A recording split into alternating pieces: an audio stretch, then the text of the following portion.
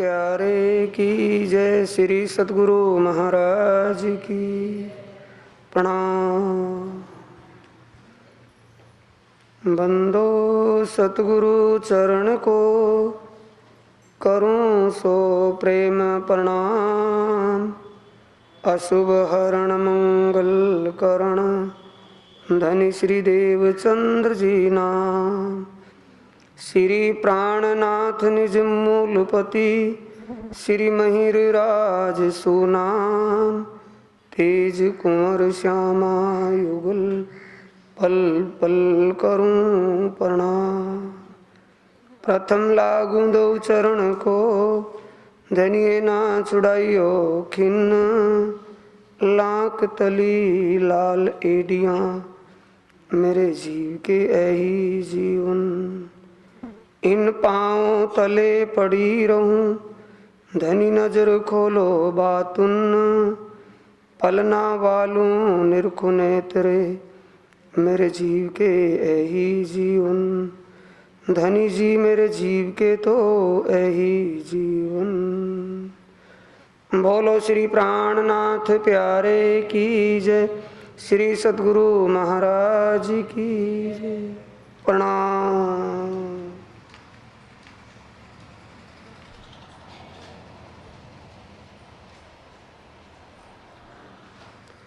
प्राणों के आधार आत्म संबंधी प्यारे श्री सुंदर साथ जी, धर्म प्रेमी साथियों, माताओं, बहनों,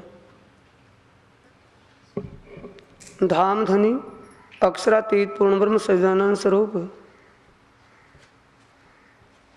श्रीराज जी महाराज के हुक्म और सतगुरु कृपा से ब्रह्मवाणी में इस ब्रह्म ज्ञान में आप सब सुंदर साथ वो अकथनीय ज्ञान सुन रहे हैं, जिस ज्ञान को इस आलम में आज दिन तक किसी ने ना तो कहा और ना ही सुना। इस प्रसंग में, इस ज्ञान में दिव्य परमधाम से आई ब्रह्म आत्माएं जो इस दुनिया में मानव तन धारण किए हुए हैं, आवेश स्वरूप से यहाँ आई हुई आत्माएं जो इस भरम भूल में भटकी हुई हैं, भटकी हुई इन ब्रह्म आत्माओं को धाम धनी स्वयं मानव तन धारण करके जागृत करते हुए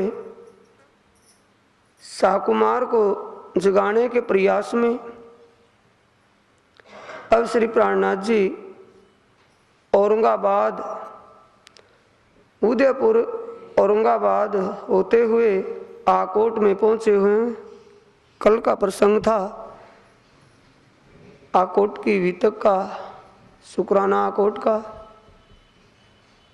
जिसमें सुना है सुंदर साथ जी के सुंदर साथ यानी ब्रह्म आत्माएं इस मायावी माहौल में जिस तन को धारण किया हुआ है, उस तन में माया का प्रभाव वेग होने से अपने धनी को पहचान कर, अपने खस्म को जानकर फिर भी ईमान से गिर गई थी। विचार मलिन हो गए। औरंगाबाद से धाम धनी श्री प्राणनाथ जी, तन रूप महाराज ठाकुर का है। उस महाराज ठाकुर के तन में, उस दिल के अंदर वो आवेश अक्षरातीत का समाया हुआ है।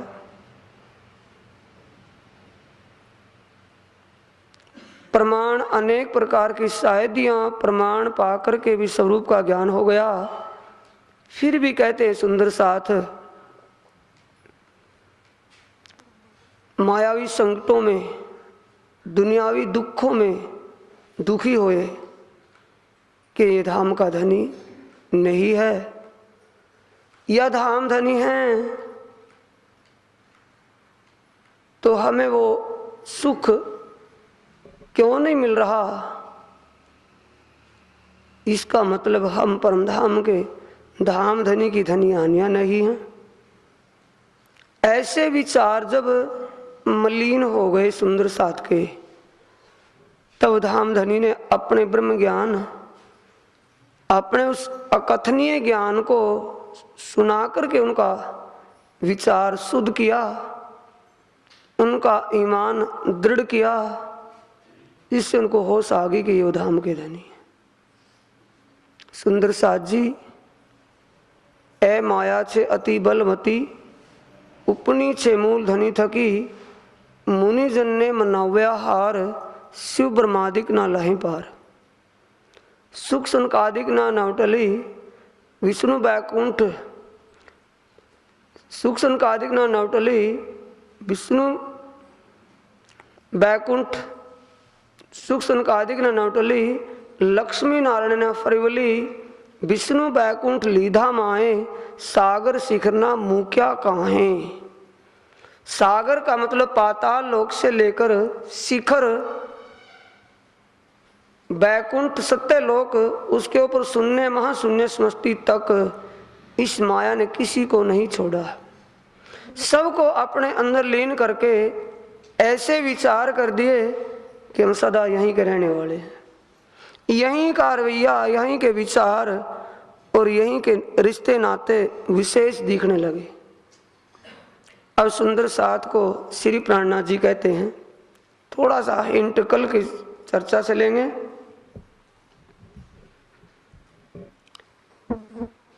कि जिस परमात्मा को पाने के लिए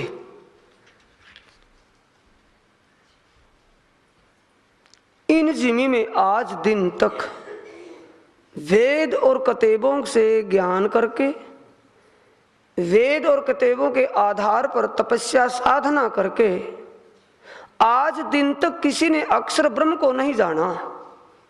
इस सृष्टि का करने वाला कौन है ये किसी को पता नहीं चला। त्रिगुण भी इसी में थक गए।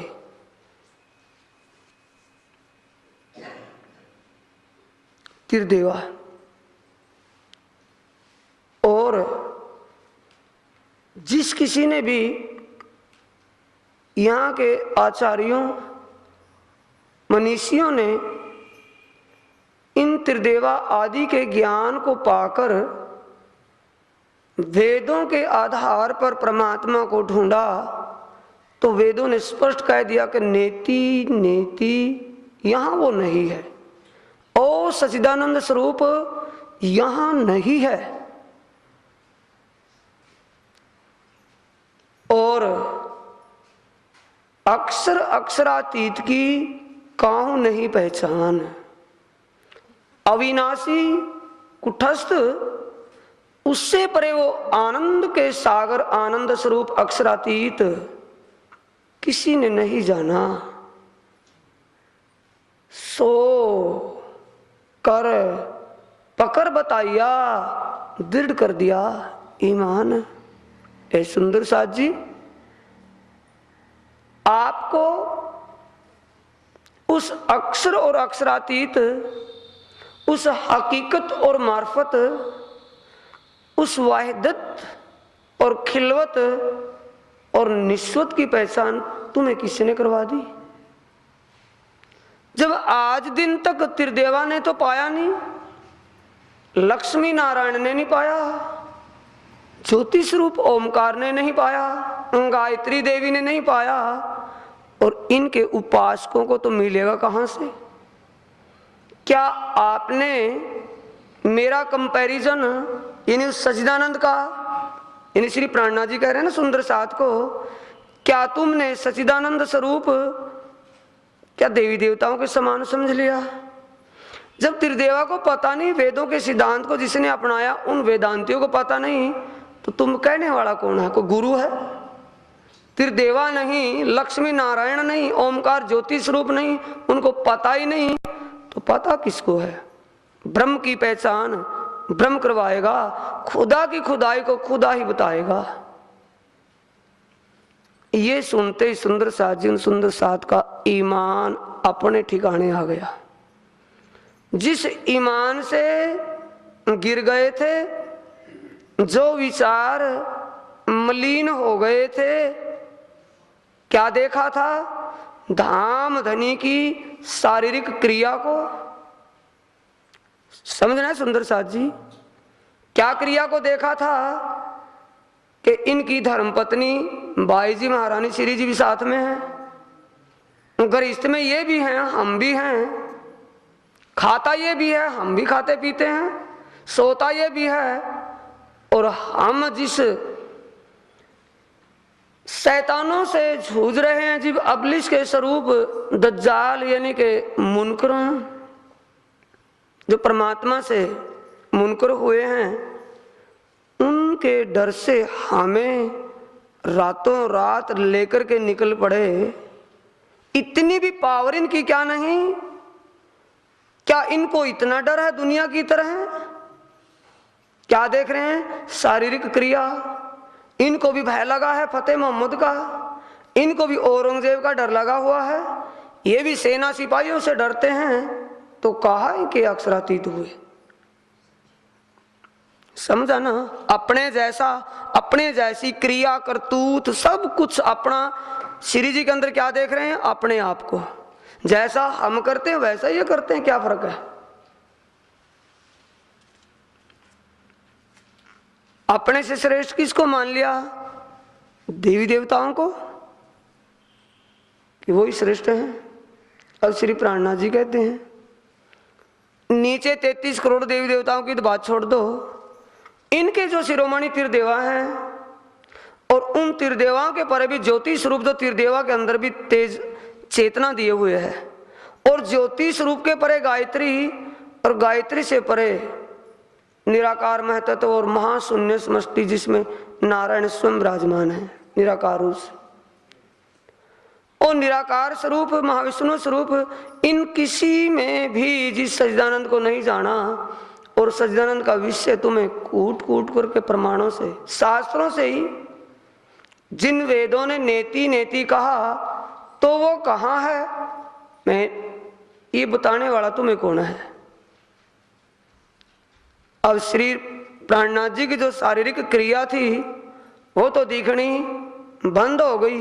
पहले क्या दिख रहा था? जैसे अर्जुन जब उस मछली की आंख को बींद रहा था ना तीर से, उसकी मछली की पूरी छवि को ना देख करके उसको क्या दिख रहा था? सिर्फ मछली की आंख। क्योंकि आंख कोई बींदना था ना, लक्ष्य क्या था? ध्यान रखें सुंदर साथ जी, लक्ष्य क्या था? अक्षरातीत का आवेश पहचानना। अर्जुन का लक्ष्य क्या था? उस मछली की आंख को बींदना। लक्ष्य को छोड़ करके उस मछली की पूंछ, मछली का मुख, मछली के हाथ पांव, पेट धड़ कुछ नहीं दिख रहा था। क्या दिख रहा था? आंख। अगर वो अर्जुन मछली को देखने लगे, क्या वो आंख को बींद देता? विचारना है सुंदर साथ जी, दिल से डिसाइड करना है। क्या आंख बींद जाती? लक्ष्य क्या था? आंख। और ये गति कहां बनी हुई है? सुंदर साथ में। सुंदर साथ का लक्ष्य क्या था? उस तन में कौन पावर आकर के हमें निर्देश दे रही है? क्या देखना शुरू कर दिया? तन और तन की करतूत। मतलब किससे था? तन से, या तन में बैठा जो है? तन के अंदर जो बैठा उससे मतलब था सुंदर साथ का, या तन से मतलब था? जो तन में बैठा था पहले उसको पहचान लिया और फिर भूल गए। अब सुंदर साथ अपनी भूल को स्वयं देखते हैं कि भाई भूल हो गई। ये महाराज का तन पहले भी था। धनी श्री देवचंद्र जी के तन में जब लीला थी तब क्यों नहीं बोल दिया? अब उस तन को स्वीकार, उसको तो मेर बख्श दी, उस तन से अपनी लीला शुरू कर दी। अभी जो ये विचार आया सुंदर साथ को, और ये भी खोल दिया। रास की रात में जो लीला हुई,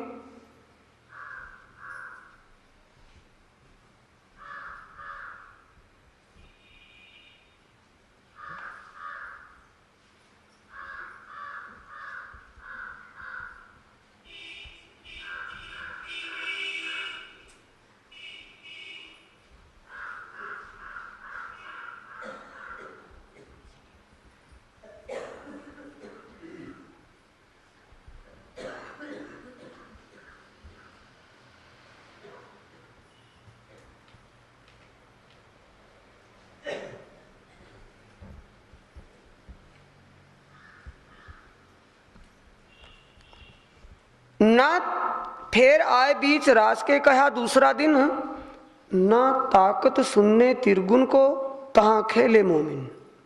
विचारना गैर प्रसंग है। जिस योग माया में रास की लीला खेले, ध्यान देंगे सुंदर साह जी थोड़ा।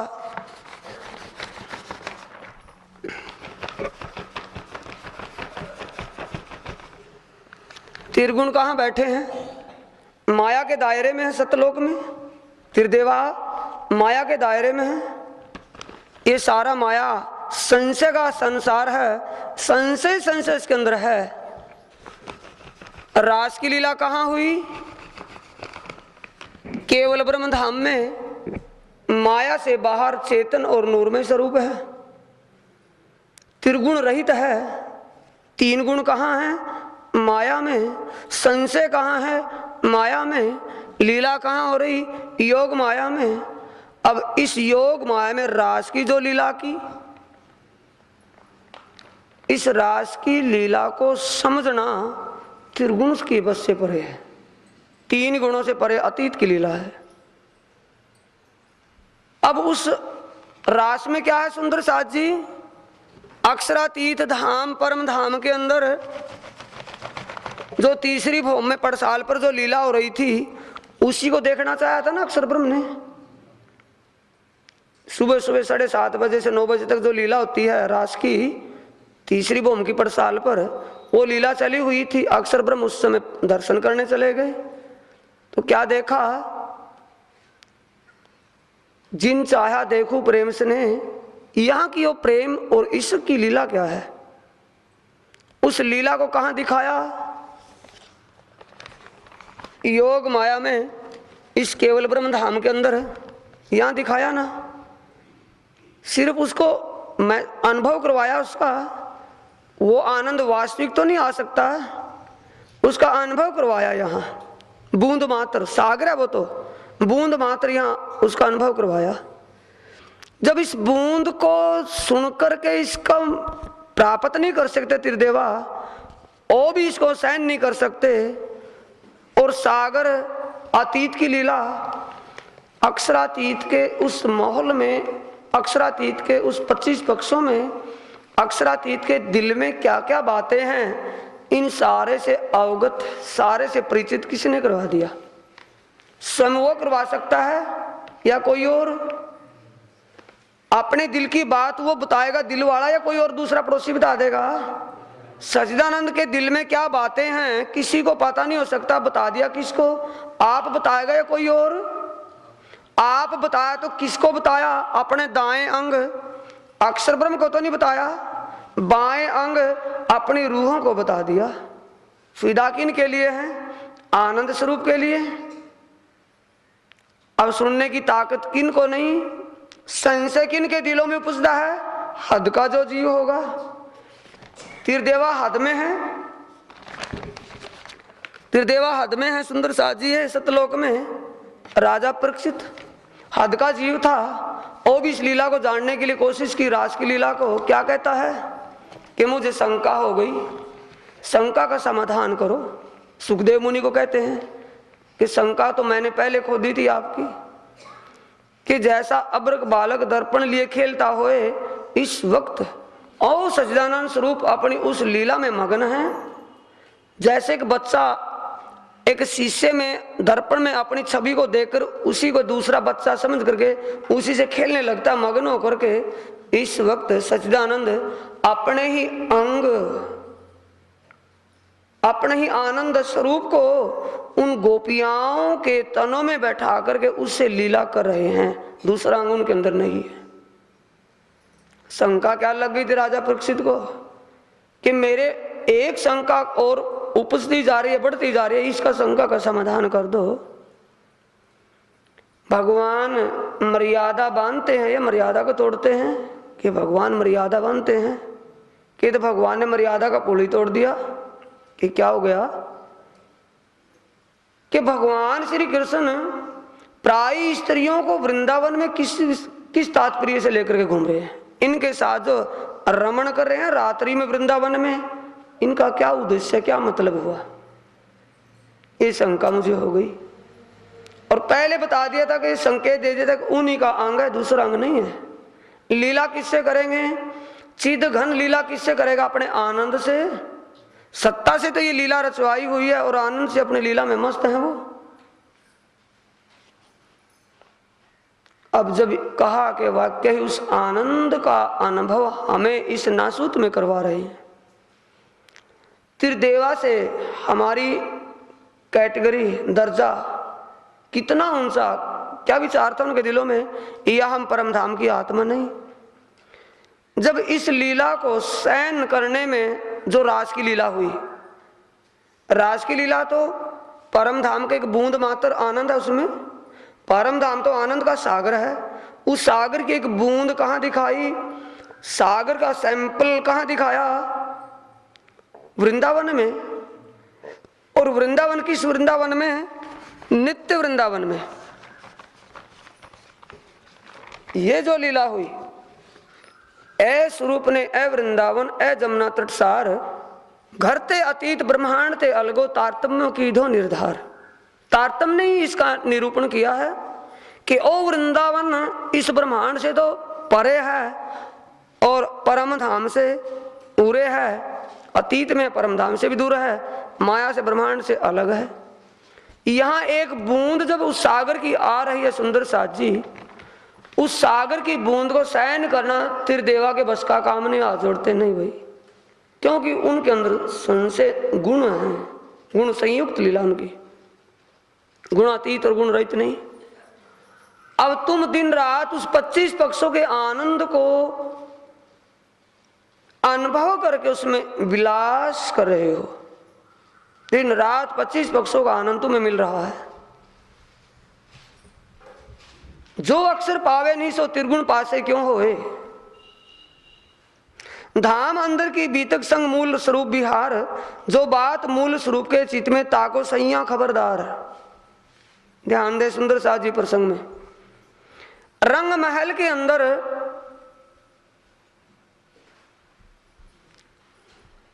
ऊपर तो नक्शा ले जाकर, जिल्द वाला नक्शा उसमें था। बोलो श्री प्राणनाथ श्री सद्गुरु महाराज की। जल्दी ला।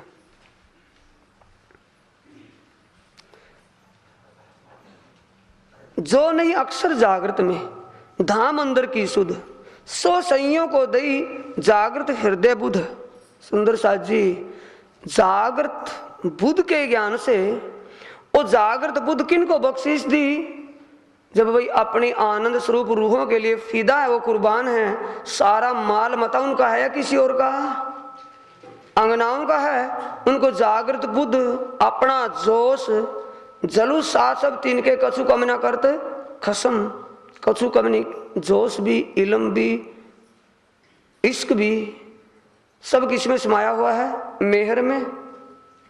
मेहर तहां होता जहां असल है निस्वत। मेहर अपनी आत्माओं के ऊपर पूर्ण कृपा से।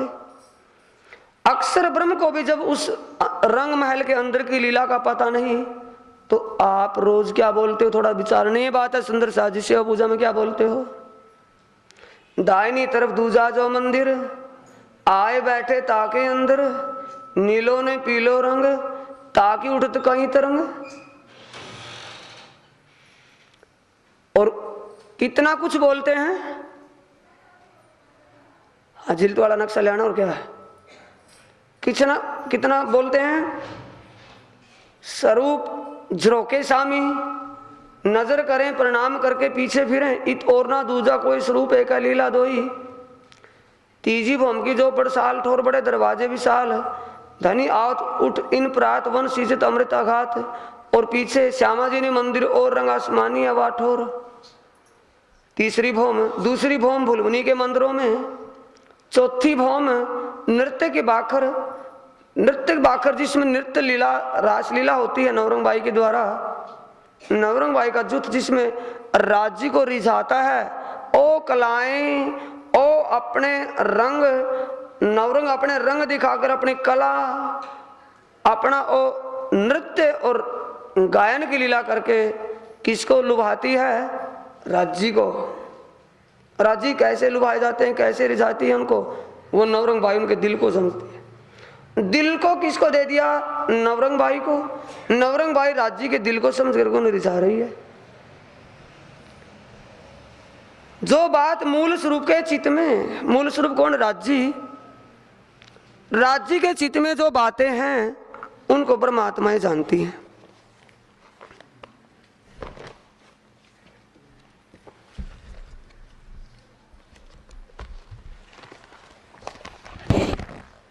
ये सुंदर साजी धाम अंदर की बीतक संग मूल स्वरूप विहार, जो बात मूल स्वरूप के चित्त में ताको सैया खबरदार। रंग महल में पहली भौम मूल मिलावा, रसोई की हवेलियां क्या बनावट है, किस हवेली के बाद कौन सी हवेली, किसके बाद कौन सी हवेली। चौर हवेलियों के बाद 4 चौर हवेलियां पार करके 5वीं गोल हवेली। उस 64 थंब 60 मंदिर 4 दरवाजे, बीच में फिर 64 थंब और बीच में चबूतरा, चबूतरे के ऊपर फिर 64 थंब आए हैं। गिलम और ऊपर चंद्रवा, ये सारी शोभा किसको मिली और किसने दी? जब वो सत अंग नहीं जानता रंगमहल में क्या चीज है, और तुम्हें किसने बख्शीश की? अक्षर को नहीं की, तुम अक्षर से भी परे का स्वरूप। त्रिदेवा को नहीं पता, अक्षर को नहीं पता, और तुम्हें पता, तो तुम कौन हो और पता देने वाला कौन है? ईमान जहां से डिग करके गया था, ईमान वहीं आ गया। बोलो श्री प्राणनाथ श्री सदगुरु महाराज की। प्रथम भौम, दूसरी भौम, तीसरी भौम। दूसरी भौम में भुलवनी के मंदिर खड़ो कली आदि का सब रंगराज। तीसरी भौम के अंदर परसाल, जिसमें तीसरी भौम में सुबह 6 बजे से और दोपहर के बाद 3 बजे तक 6 से 9, 9 से 12 और 12 से 3 पैर की लीला तीसरी भौम में होती है, और 3 पैर की लीला 5वीं भौम में, 6 पैर 2 पैर की लीला 6 घंटे की लीला बार और परमधाम में होती है। इसके बाद चौथी भौम नृत्यशाला, कैसी बनावट है, कैसी शोभा है। सामने नीले रंग के थंब आए हैं, दैलान है। उसके दक्षिण दिशा में मंदिर में कोका कोला के लाल रंग के मंदिर आए हैं। पश्चिम दिशा में सफेद रंग के मंदिर आए हैं, और उत्तर दिशा में जर्द रंग के पीले रंग के मंदिर आए हैं। बीच में शोभायमान और चबूतरा, जिसके ऊपर नवरंग भाई रास की लीला करके राज्य को रिझा रही है। ऐसी शोभा 5वीं भौम में राज्य श्यामा जी 9 चौकों में जो बीच का चौक उसमें रंग प्रवाली मंदिर में विराजमान है। शीश कमल दक्षिण दिशा की तरफ है और चरण उत्तर दिशा में है। आत्माएं जिसको उठापन और सुहाने में करते, ये भेद कहां से किसको मिला? छठी भौम में सुंदर साथ जी सुखपाल और तख्तरवा रहते हैं। दैलान में सुखपाल और तख्तरवा, बीच 28 के चौक में 7वें भौम में हिंडोले आमने सामने के। 8वीं भौम में साइड के खट छप्पर के हिंडोले। 9वीं भौम में दूरदर्शिका, दूर दराज से देखने वाला स्थान। और 10वीं आकाशी में परमधाम के 25 पक्षों का नजारा, वहां से बैठ करके दिल देखती है। ये सारा।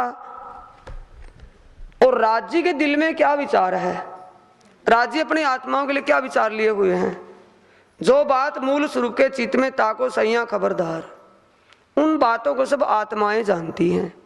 तब सुंदर साथ जी, सुंदर साथ का जो ईमान डिग करके अपनी जगह छोड़ गया था, ईमान फिर वहीं से आ गया। ईमान आएगा कैसे, ये विचार करना अब सुंदर साथ जी। ईमान जो चला गया था या ईमान बना ही नहीं था, ईमान से खाली थे, विश्वास नहीं था। और विश्वास और ईमान कहां से आएगा? उस वाणी को सुन करके, इस ब्रह्म वाणी को सुन करके।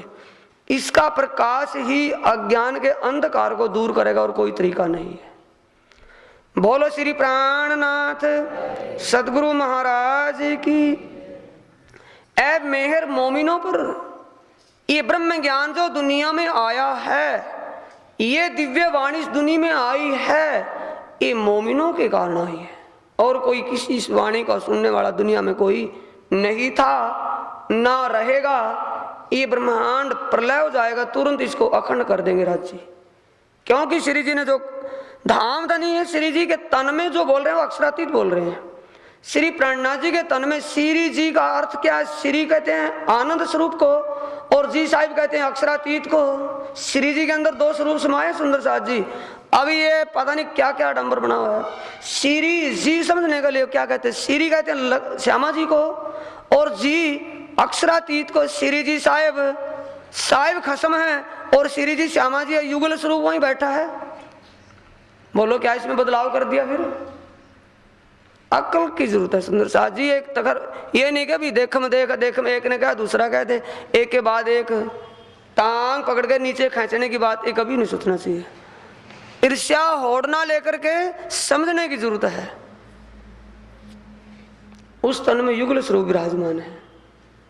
ऐ मेहर मोमिनों पर सब पाई इनो सोहबत, ए कृपा किन के ऊपर की, ए दिव्य ज्ञान किन के लिए लेकर के आए? धनी और कसम पिया जी अपने मोमिन अपने ब्रह्मात्माओं के लिए, इन्हीं के लिए आई। तो इनकी सोबत से जीवों को भी मिल गई, आसमान के देवताओं को भी मिल गई, दुनिया के हद के जीवों को सभी को मिल गई। ऐ समय हक्के किया फरदा रोज कयामत। शास्त्रों में यानी कि कुरान के अंदर, कुरान पाक के अंदर रसूल मोहम्मद साहब ने इसी समय को फरदा रोज कहा था। यानी जो गूढ़ भेद धार्मिक ग्रंथों में छुपे हुए हैं, उनका खुलासा जब खुद खुदा करेंगे, परमात्मा स्वयं आकर के करेगा, तो कल का रोज उन्हें जो कहा था कि मैं रसूल मोहम्मद की सूरत जब परम धाम गई, लाहुत अरसे जिम में गई, अल्लाह ताला ने वादा किया कि फरदा रोज आने का वादा किया, कल को मैं भी आऊंगा। उसी वादे के अनुसार रसूल की हक की सूरत में रसूल साहब भी उस अक्षरातीत के संग आए। इसी को ने फरदा रोज कहा था, कल का दिन। दुनिया के वर्ष 1000, खुदा का दिन एक, और एक रात 100 वर्ष की 11वीं सदी में इमाम आना, और 11वीं सदी कल का दिन बनता है। इसी को वक्ते दौर क़यामत कहा। इन भांत मेहर मोमिनों पर कई अलेखे अपार, मोमिनों के लिए धनी फिदा है, अलेखे अपार उनके ऊपर मेहर की हुई है। पर जिनको समझ आती रहेगी, सूझ आती रहेगी, सुध आती रहेगी, वाणी समझेंगे, पता चलेगा धनी ने तुम्हारे ऊपर कृपा कितनी की है। वो वाणी तो जब सुनेंगे समझेंगे। सुंदर साजी थोड़ा विचार अब इसी सभा में बैठे हुए करें।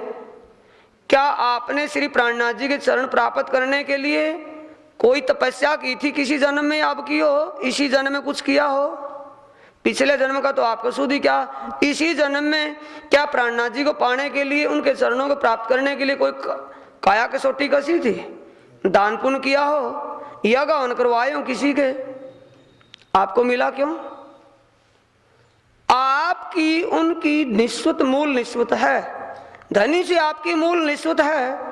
भले ही आप किसी वतन किसी धाम की रूहें, अखंड खिलवत की, अक्षर की, गोलोक की, नित्य बैकुंठ की, सभी से उन्होंने वादा किया हुआ है मैं जागने रास में तुम्हें विराज खिलाऊंगा, उस आनंद का अनुभव तुम्हें भी करवाऊंगा जिस आनंद में मेरा विलास होता है।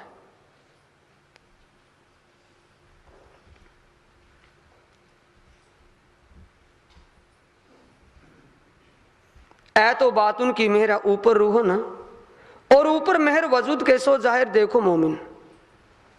सुंदर साथ जी, ये प्राणनाथ जी ने सब सुंदर साथ को कल के प्रसंग में समझाया था।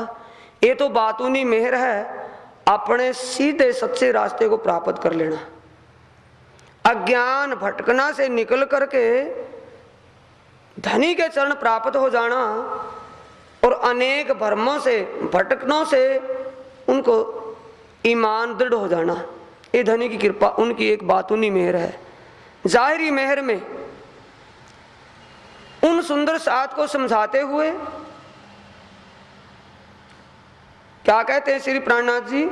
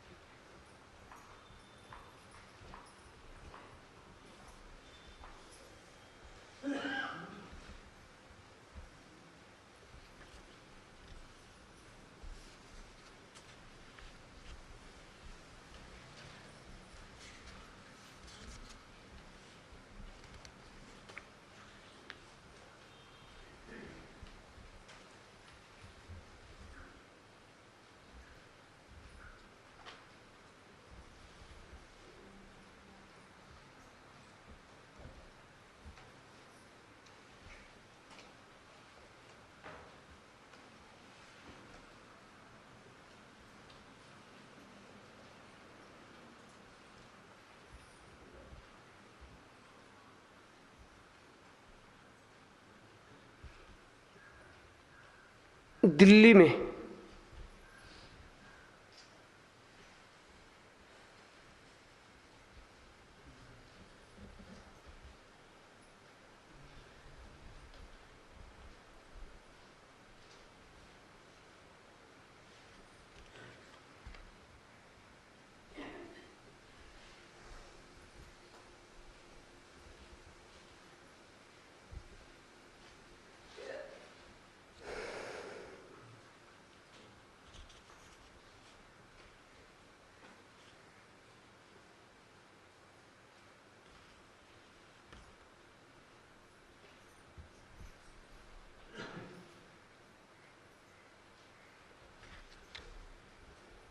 पहला नंबर तो दिल्ली में सुंदर साथ जी ऐसे शरीयत के अधीन रहने वाले काजी व बादशाह औरंगजेब, जहां हिंदू दरबार में पेश भी ना हो सके, दर्शन भी नहीं देखता था हिंदुओं के, ऐसे में शरीयत के इतने कट्टर राज में भी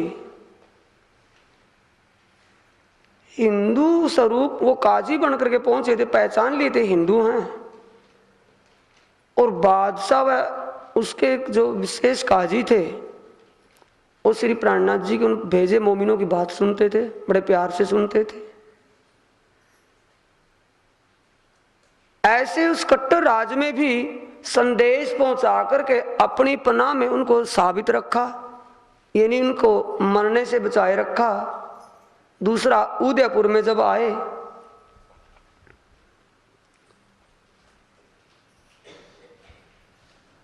पीछे सुल्तान आए के मार उठाया तीन।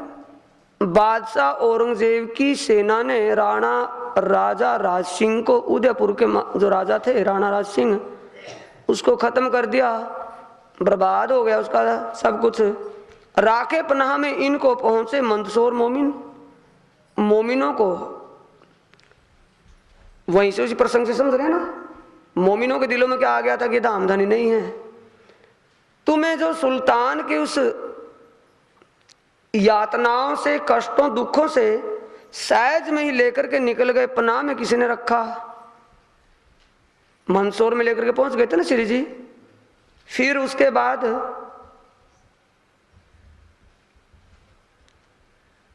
इन समय इत दज्जालें बड़ी करी तलाश, राखे मोमिनों को पनाह में भाने दज्जाल की आस।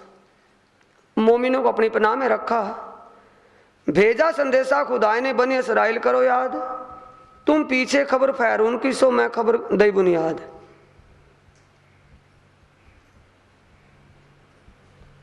अब सभी जगह तुम्हें पनाह में जो रखा, ऐसे कट्टर शरीयत के राज में भी तुम संदेशा भी पहुंचा दिया, इमाम के आने की वक्ते दौर कयामत की उनको जानकारी भी करवा दी, और तुम्हारा बिगड़ा कुछ नहीं। इन सारी जो बाहरी जाहिरी रूप से मेहर किसकी है तुम्हारे ऊपर, ये सुंदर साथ को जब समझाया और क्या कहा, दई तुमको मैं कुलजुम इनको किया गर्क, मैंने तुम्हें वो ज्ञान, वो दिव्य वाणी तो ब्रह्म ज्ञान तुम्हें दिया है, पढ़ो मेरे कलाम को भागे सारी शक। मेरी सुवाणी ब्रह्म वाणी को पढ़ने से तुम्हारे सब संशय दूर हो जाएंगे। वो ज्ञान तुम्हें बख्शिश किया है और इन शरीयत के अधीन रहने वाले काजी व बादशाह आदि को मैंने इस शरीयत में गर्क किया हुआ है, इससे आगे नहीं चल सकते। अब सुंदर साथ जी, सुंदर साथ का सबका ईमान जो का त्यों कायम हो गया जब श्री प्राणनाथ जी ने शरीर के ज्ञान से उस आत्म ज्ञान, उस ब्रह्म ज्ञान, दिव्य ज्ञान से उनको चर्चा करके सुना समझा करके बताया। अब सुंदर साथ का ईमान ठिकाने हुआ। दज्जाल सो लड़ाई और क्यों कर लिए बचाए। श्री मोहम्मद कहे ऐ मोमिनो शुक्राना ले आओ बजाए। धाम धनी का अनेकों बार शुक्र गुजार करो कि दज्जाल सो अज्ञान के अंधकार में डूबे हुए शरीयत के अधीन रहने वाले ऐसे काजियों के ऐसे कष्टों से, यातनाओं से, उनके मौत के मुंह से निकाल कर तुम्हें कायम रखा, सलामत रखा, सही सलामत रहे और लड़ाई भी करवाई, सत्य को जाहिर भी करवाया। ये धनी की कृपा से, धनी की कृपा का शुक्र गुजार करो। अब श्री प्राणनाथ जी आकोट में सुंदर साथ को ये सुझाव दे करके वहां से आए बुढ़ानपुर, फिर पहुंचाया पैगाम। श्री जी उज्जैन से चल करके बुढ़ानपुर पहुंचे और बुढ़ानपुर आते ही बोलो श्री प्राणनाथ श्री सतगुरु महाराज की। श्री मोहम्मद कहे ऐ मोमिनो शुक्राना लाओ बजाए। दज्जाल सो लड़ाई और क्यों कर लिए बचाए। वहां से आए बुढ़ानपुर, फिर पहुंचाया पैगाम। भई लड़ाई शरीयत सो 20 दिन इस्लाम। श्री प्राणनाथ जी फरमाते सुंदर साथ जी अपनी जमात को लेकर के धाम के दूल्हा श्री प्राणनाथ जी उज्जैन से चल करके बुढ़ानपुर आए और बुढ़ानपुर आकर के सुंदर साथ में लालदास जी और नूर मोहम्मद को पैगाम लेकर के शरीयत के अधीन रहने वाले काजी शेख इस्लाम और बादशाह औरंगजेब के पास दोबारा फिर भेजते हैं। भाई लड़ाई शरीयत सो, शरीयत के अधीन, शरीयत के गुलाम ऐसे कट्टर काजियों के पास 20 दिन इस्लाम श्री निजानंद संप्रदाय के सुंदर साथ को पैगाम लेकर के फिर भेजा धर्म युद्ध के लिए। लाल पैगाम लेके गया उत शरीयत, करी काजी से मुलाकात लिख के भेजी तिथ। कहाँ पहुंच गए? दिल्ली में। किसके पास? शेख इस्लाम जो सुप्रीम कोर्ट का जज था, काजी सबसे बड़ा, उसके घर गए। धनी श्री प्राणनाथ जी ने जो पाती लिख करके अपने हाथों से पत्थर दिया था पैगाम, वो लेकर के पहुंच गए। काजी अंदर बुलाए के पूछने लगा कलाम। प्रसंग तो समझ में आ गया होगा। आकोट से बुढ़ानपुर और बुढ़ानपुर से सुंदर साथ, दो सुंदर साथ को नूर मोहम्मद, लालदास जी दोबारा फिर भेज दिए कि जाओ भाई। काजी अंदर बुलाए के पूछने लगा कलाम। दिल्ली में पहुंच गए शेख इस्लाम के घर। दरवाजा खटखटाया, अंदर पता गया कि बाहर दो साथी मिलने के लिए आए हैं। अंदर बुला लिया कि आओ भाई अंदर बुला दो उनको। पूछने लगा कलाम, बातें करने लगा। कहाँ हते क्यों कर आए? आज दिन तक यार तुम कहाँ रहे और अब आना कैसे हुआ? जवाब दिया इस ठाम। काजी ने पूछा कि इतने दिन कहाँ रहे भाई लालदास नूर मोहम्मद को, और आना किस काम के लिए हो, क्यों कैसे आना हुआ आज? अब लालदास जी और नूर मोहम्मद जवाब देते हैं। श्री लालदास जी कहते हैं हमको हादी भेजिया तुम पर शेख इस्लाम, हमको जवाब दीजियो जो भेजे तुम पर कलाम। शेख इस्लाम हजरत काजी मौलाना क्या कहते हैं कि हमारे हादी ने, हमारे उस परवरदिगार ने आपके पास कुछ बातें कुरान पाक के आधार पर लिखवा करके भेजी थी। उन सवालों का जवाब लेने के लिए आपके पास हमारे हादी ने भेजा है। हमारे हादी, हमारे परवरदिगार ने आपके पास कुरान पर आधारित कुछ सवाल भेजे थे, हम उनका जवाब लेने के लिए आपके पास आए हैं। और इससे पहले भी, पहले तुम पर लाइया मलूक चंद अजमेर, सवाल कलाम अल्लाह के ताको जवाब करो इन बेर, इन बेर। हे मियाँ जी, हजरत मौलाना साहब, अब से पहले भी आपके पास एक मलूक चंद नाम के हमारे ही साथी थे अजमेर से, श्री जी ने उनको आपके पास कुरान के आधार पर कुछ सवाल लेकर के आपके पास पत्र भेजा था। जब तो आपने कुछ भी जवाब नहीं दिया, अब उन सवालों का या हमारे इन सवालों का अब की बार तो जरूर ये जवाब अवश्य दे दो, ये हमारी आपके चरणों में प्रार्थना है। विनती करते हुए सुंदर साथ दोनों साथी शेख इस्लाम को कह रहे हैं कि अब की बार तो जवाब दे ही दो, ताको जवाब करो इन बेर, अब की बार तो इनका जवाब दे ही दो। तब शेख इस्लाम ने कहा, ऐ तुम्हें खुले कलाम, हम कहे तुमको ऐ यार था इस ठाम। सुंदर साथ जी, श्री प्राणनाथ जी जिन सवालों का, हाँ, सवाल कौन, जो श्री प्राणनाथ जी ने उस मलूक चंद और लाल दास जी के द्वारा भेजे, उन सवालों का जवाब मांगते हुए कहा, अब शेख इस्लाम काजी कहता है कि ये मैं मानता हूं, लाल दास जी से कहते हैं, शेख इस्लाम लाल दास जी को कह रहे हैं कि ये मैं मानता हूं कि कुरान पाक के जो गूढ़ भेद हैं, उन गूढ़ भेदों को आप अच्छी तरह जानते हो। लाल दास जी को कह रहे हैं आपस में, आलस से आ गया होगा सुंदर साथ जी, चेतन होकर के सुने थोड़े से दो बोले, बोलो श्री प्राणनाथ श्री सतगुरु महाराज की। ये मैं जानता हूं, लालदास जी को शेख इस्लाम कह रहे हैं काजी, के जानता हूं मैं आप कुरान पाक के गूढ़ भेदों को अच्छी तरह जानते और समझते हो, आपसे हर बात खुल रही है, खुलासा कर रहे हो आप। हम कहें तुमको, मैं स्वयं स्वीकारता हूं इस बात को, पर इस वक्त मेरा एक दोस्त मिलने के लिए आया हुआ है, मैं किसी काम से बाहर इनके साथ जाऊंगा, इस वक्त मेरे पास आपके साथ चर्चा करने का समय नहीं है। किसने कहा? शेख इस्लाम ने, जो सुप्रीम कोर्ट का जज था, सबसे बड़ा काजी था, दरबारी काजी लाल दास जी को। प्रातः समय तुम आइयो, तुमको कहें हम, अब तो हम जाते हैं प्रातः को कहो तुम।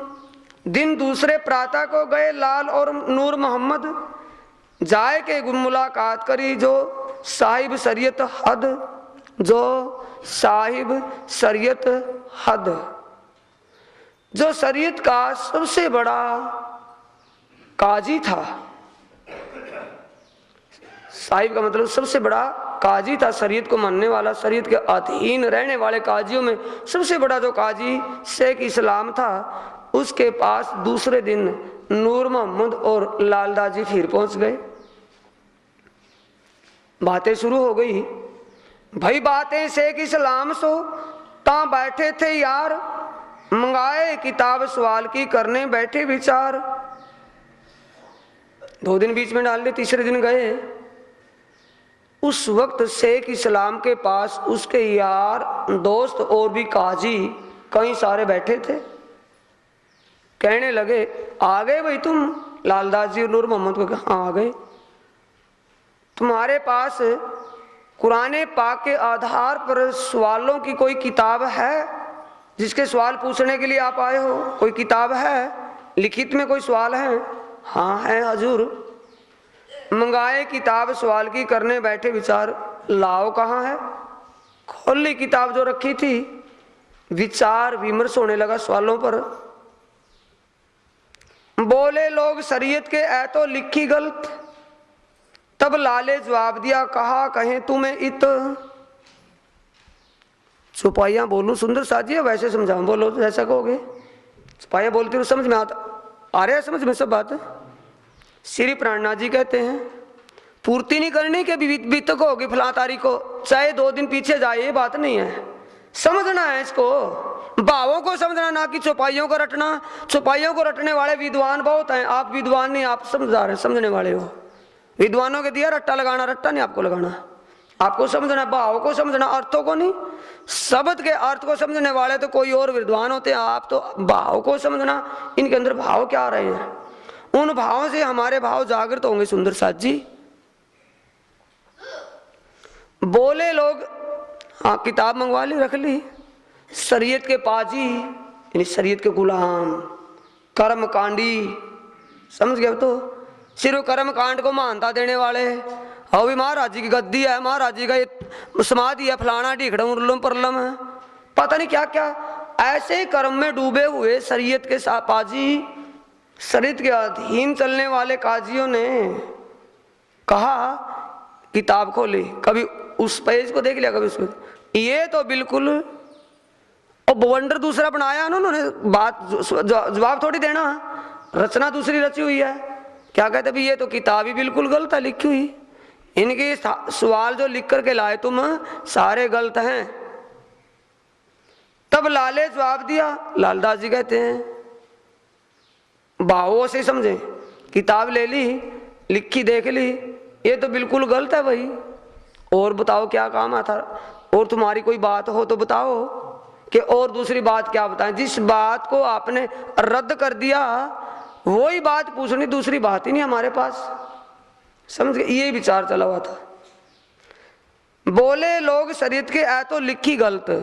तब लाले जवाब दिया, कहा कहें तुम्हें इत, और इससे ज्यादा दूसरी बात क्या कहें, हमारे पास दूसरी कोई बात ही नहीं थी। हदीसा कुरान की तुम नाम धरत इत, जो कुरान की हदीसें थी, जैसे वेदों के पुराण हैं, वेदांग हैं, ऐसे ही जो कुरान की हदीसें थी, जो कुरान की किताब हदीस आपके सामने हमने रखी, आपने उस हदीस को तो गलत बता दिया, तो हम तुमसे क्या कहें, दूसरी बात हमारे पास कोई है नहीं कहने के लिए, हमारा दूसरा कोई काम नहीं था, यही बात यही काम था, उसको आपने गलत ठहरा दिया, और दूसरी बात क्या कहें। दावा रोज क़यामत, तो हम तुमसे क्या कहें, दावा रोज क़यामत। हमने वक्ते दौर क़यामत और इमाम के आने के विषय में जो हदीसें, जो सवाल आपके सामने रखे थे, वो तो आपने नाकाम कर दिए, गलत बता दिए, दूसरी बात हम आपके से क्या करें। तब शेख इस्लाम ने कहा, हम ना कहेंगे गलत। काजी कहता है कि मैं कुरान हदीस को कभी भी गलत नहीं कह सकता, कुरान हदीस सत्य हैं, पाक हैं, मेरी जुबान उनको नापाक नहीं कह सकती। ऐ लिखने में चूक है उम्मियों के दस्तखत के लिखने में गलत लिखा हुआ है, लिखाई बताती है कि अनपढ़ ने लिखा हुआ है। उम्मी अनपढ़, दस्तखत का मतलब लेख। तुम्हारी इस पातीन किताब से पता चल रहा है, इनकी लिखाई से ही, कि किसी अनपढ़ ने लिखी हुई है, ये अनगढ़ बातें हैं, इनका क्या जवाब दें। और कुरान हदीस पाक हैं, वो सत्य हैं, उनको हम गलत नहीं कह सकते, पर ये जो लेख तुम्हारी किताब का है, किसी अनपढ़ ने अपनी तरफ से लिखी हुई, इसलिए ये गलत है। लिखी किसकी थी? धाम धनी श्री प्राणनाथ जी की। क्या वो अनपढ़ थे? तब लाले जवाब दिया, इनका दोष कछु नहीं। लालदास जी कहते कि नहीं मौलाना साहब, हजरत और मियाँ जी लिखने वाले का इसमें कोई कसूर नहीं है, लिखने वाले ने तो बिल्कुल सत्य लिखा है। तुम मायना ले अंदर का, होए पहचान तासो ताही। तुम जाहिरी मायनों को ले रहे हो इन बातों का, इनके बातूनी भेद को समझ लोगे तुम्हारी बात समझ में आएगी, जाहिरी अर्थों से ये समझ में नहीं आएगी। सब तो ठीक लिखा हुआ है, अर्थ तुम्हारी अकल से होना है, तुम्हारी अकल उसको बातूनी अर्थ को समझ नहीं रही, जाहिरी अर्थ लगाती है। बातूनी अर्थ भाव तो समझ नहीं रही, भाव अर्थ तो लगता नहीं, अर्थ तो लगा लोगे, अर्थ से वो बात बनेगी नहीं। लई किताब जो हाथ में बैठा दिल पर दुश्मन, लई किताब जो हाथ में, लाल दास जी जो किताब हाथ में ले ली शेख इस्लाम ने, बैठा दिल पर दुश्मन, दिल में बदनीति आ गई थी। दिल में बदनीति आने के कारण लाल दास जी से वो किताब खोस ली, हाथ में उसके हाथ से छीन ली। तीन दिल फिराया तित लड़े साथ मोमिन, जो कलजुग यानी के अंदर जो दज्जाल का रूप वो कलजुग बैठा था, उसने उनके दिल की बात बदनीति में बदल दी और लड़ने के विचार में हो गए कि कोई ना कोई बहाना बना करके बस इनको खलास कर दें। जवाब ना होवे सवाल का, पहुंचे ना हकीकत, तब गुस्सा लेके बात कही मोह सख्त। बात समझे विचारे बिना उसकी बात शब्द का अर्थ तो लगा नहीं, भाव अर्थ समझ में आया नहीं, हकीकत का उतना भाव समझ में नहीं आया। जवाब ना होए सवाल का, जो लिखा सवाल था उसका जवाब बने कैसे बनाए, सवाल का जवाब तो आया नहीं।